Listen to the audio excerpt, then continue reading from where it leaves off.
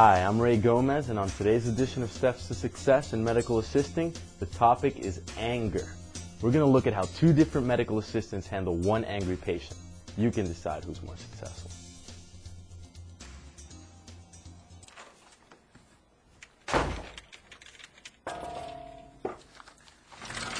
Look, girl, I don't appreciate being dunned at work to pay a bill that I don't owe. Excuse me, I don't appreciate being called girl. Then make sure no one here calls me at work again. A phone call at work about a bill is hardly harassment. May I see the bill? I told you, submit it directly to my insurance company.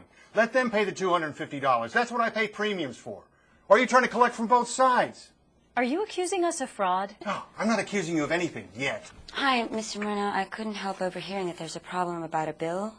Let's go back and talk to billing about it. Okay, it's just that there was no need to call me at work about this. I agree with you. It's against the rules here. Let's go back. Thank you.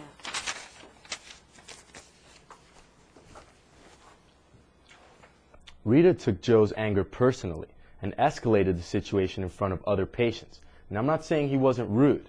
He was, and he had no right to take his frustration out on her. But by responding in kind, Rita solved nothing and needed help from Jackie to get him out of the public eye. Let's see how Annie handles the same predicament.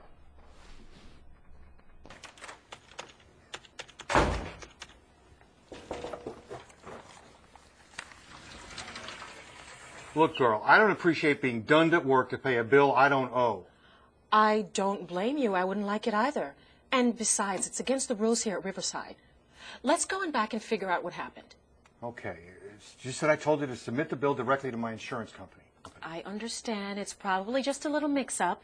Let me get somebody to cover the front, and then you and I can go back to the billing department. Jackie, could you come out and cover the front for me, please? Great, thanks. Okay, let's go. So what was Mr. Moreno's problem? Well, it slipped his mind that he had a $250 deductible on his policy. So when he sprained his ankle a few months ago, his insurance covered all of it except the $250. We billed him for it. It was a totally legitimate charge. I know, but who called his office? Well, that's what I have to find out.